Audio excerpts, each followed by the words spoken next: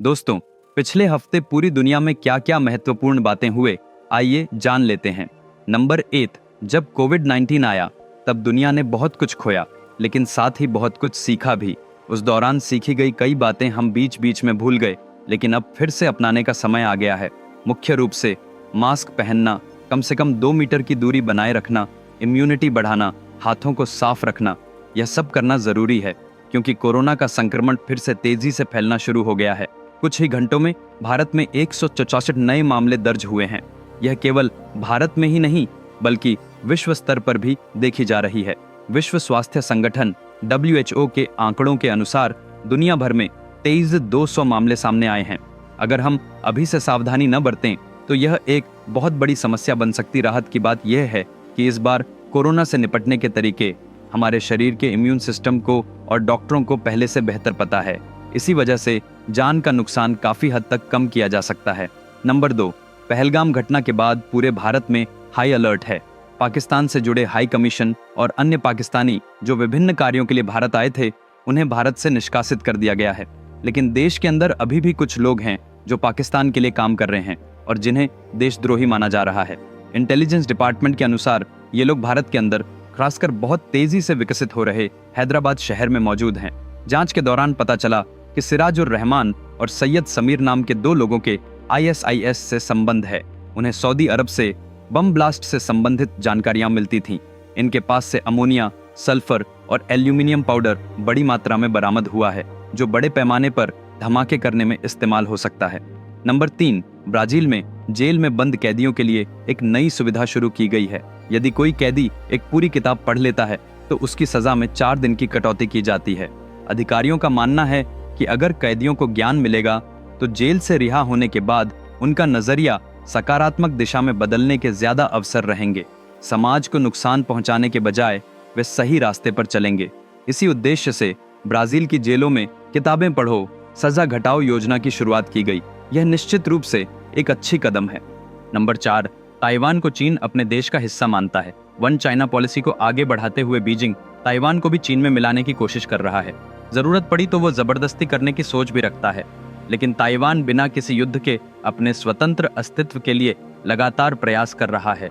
इस पूरी प्रक्रिया में अमेरिका लगातार चीन की बढ़ती गतिविधियों की आलोचना करता आ रहा है। हाल ही में अमेरिकी अधिकारियों को आशंका है कि चीन ताइवान पर अपनी सेना भेज सकता है। चीन की मिलिट्री ड्रिल्स और ताइवान की ओर लड़ाकू विमानों का आना, ये सब ताइवान को डराने के साथ साथ अंतर्राष्ट्रीय समुदाय को भी स्पष्ट संकेत दे रहा है। इसके चलते चीन की सेमीकंडक्टर सप्लाई चेन पर भी असर पड़ सकता है, ऐसा कई विश्लेषक मानते हैं। नंबर 5, रूस यूक्रेन युद्ध शुरू होने के बाद से ही यूरोपीय यूनियन EU के देशों ने रूस पर कई तरह के आर्थिक प्रतिबंध लगे हैं, लेकिन उसके बावजूद इसके रूस की सैन्य कार्रवाई जारी रहने के कारण यूरोपीय देश अब रूस पर दबाव बढ़ाने की दिशा में काम कर रहे हैं। हाल में EU ने और भी कड़े प्रतिबंध लगाने को लेकर गहन विचार विमर्श किया है, ताकि रूस को आर्थिक रूप से और अधिक चोट पहुंचाई जा सके। उनका मानना है कि इससे रूस की युद्ध करने की क्षमता कम हो जाएगी। खासकर रूस को तेल और प्राकृतिक गैस से जो आय होती है, उसे रोकने पर EU का मुख्य फोकस है। पहले से लगे प्रतिबंधों से भी रूस को कुछ वित्तीय नुकसान हुआ है, लेकिन अब भी इसे और बढ़ाना चाहते हैं। जैसे रूस के सेंट्रल बैंक के फंड्स पर पाबंदियां, रूस की इकोनॉमी को बढ़ावा देने वाले बिजनेस पर्सन और कंपनियों की यात्राओं पर रोक, रूसी संपत्तियों को फ्रीज करना, रूसी एडवांस्ड टेक्नोलॉजी एक्सपोर्ट पर रोक इत्यादि। हालांकि इसके नतीजे में यूरोपियन यूनियन को भी नुकसान होगा, क्योंकि वह रूस के तेल पर निर्भर है।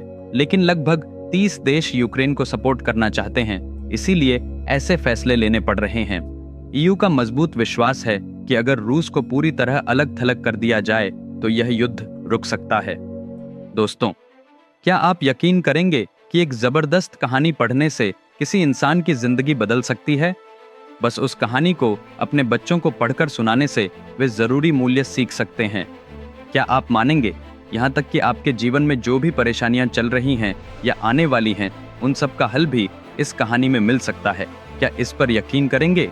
जी हाँ, यह मुमकिन है। इंसान के इतिहास में सबसे महान महाकाव्य महाभारत के साथ यह कहानी किसी सुपरहिट फिल्म से सैकड़ों गुना ज्यादा अद्भुत है। यह एक चैलेंज है। विक्रमादित्य की कलम में रचा हुआ महाभारत की पूरी कथा 2 भागों में किताब और ई बुक दोनों रूपों में अमेज़न और 43 अन्य ऑनलाइन स्टोर्स पर उपलब्ध है। यह किताब दुनिया भर में 54 भाषाओं में भी मिलती है। इसके लिंक इस वीडियो के नीचे डिस्क्रिप्शन में दिए गए हैं।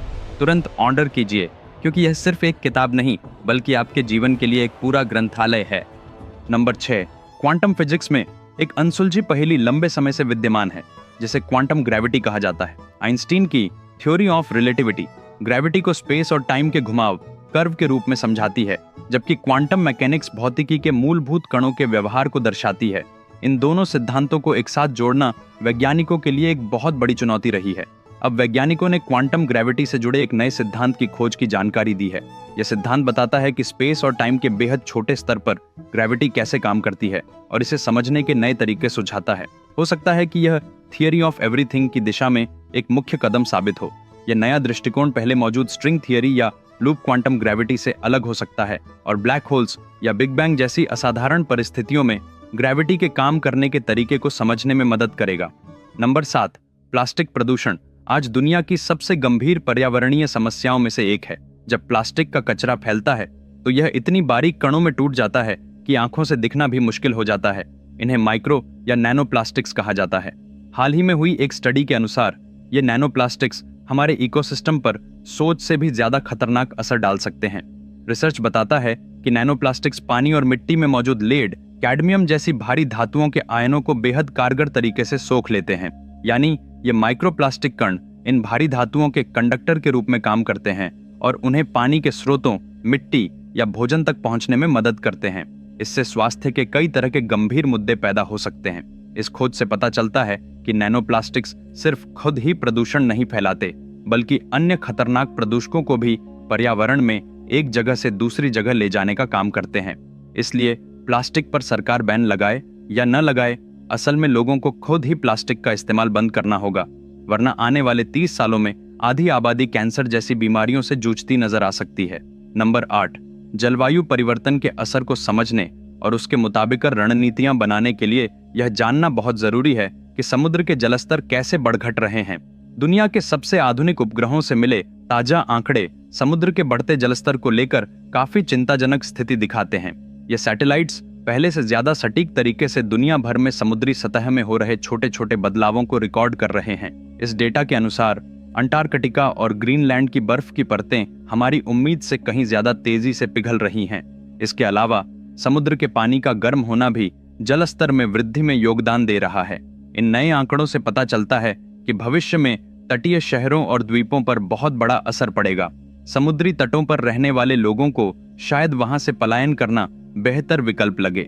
जलस्तर में बढ़ोतरी से होने वाले नुकसान को कम करने के लिए हमें अब भी से ठोस योजनाएं और सुरक्षा उपाय लेने की जरूरत है। यही बात यह डेटा साफ तौर पर बताता है।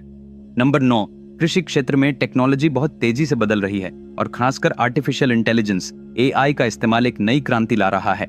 हाल ही में जारी रिपोर्ट्स में एग्रोटेक फील्ड में AI के बढ़ते प्रयोग को साफ तौर पर देखा जा सकता है। अगर फसल को कोई बीमारी होती है तो AI उसे समझ सकता है और तत्काल समाधान बता सकता है। इन समाधानों का पालन करने से फसल की पैदावार बढ़ जाती है। सीमित संसाधनों का सही इस्तेमाल कैसे किया जाए, खेती में होने वाले खर्च को कैसे कम करके ज्यादा मुनाफा कमाया जाए, इन सब में आर्टिफिशियल इंटेलिजेंस बहुत बड़ी भूमिका निभा रहा है। उदाहरण के लिए AI आधारित ड्रोन और सेंसर फसलों की सेहत की निगरानी करते हैं, किसी भी बीमारी या कीट लगने की शुरुआत को तुरंत पकड़ लेते हैं। साथ ही मिट्टी की गुणवत्ता, नमी का स्तर और मौसम की जानकारी इकट्ठा करके AI बता देता है कि कौन सी फसल कब बोनी चाहिए, कितनी सिंचाई और कितनी खाद डाली जानी चाहिए। इससे पानी की बर्बादी भी कम होती है और रसायनों का प्रयोग भी घटता है, जिससे पर्यावरण को लाभ होता है। फार्मिंग रोबोट फसलों की बुवाई, खरपतवार हटाने और फसल की कटाई जैसे काम इंसानों से भी ज्यादा सही ढंग से कर पा रहे हैं, जिससे श्रम की आवश्यकता कम हो रही है। विशेषज्ञों का मानना है कि भविष्य में खेती का ढांचा पूरी तरह डेटा और AI पर निर्भर हो जाएगा। दोस्तों, अगले सोमवार शाम 5 बजे फिर मिलते हैं। मेरे द्वारा लिखी महाभारत की किताब को अभी ऑर्डर करें। लिंक मैंने इसी वीडियो के नीचे डिस्क्रिप्शन में दिए हैं। और अगर अब तक आपने मेरे चैनल को सब्सक्राइब नहीं किया है तो तुरंत सब्सक्राइब कर लें। तब तक अपना ख्याल रखिए। अलविदा।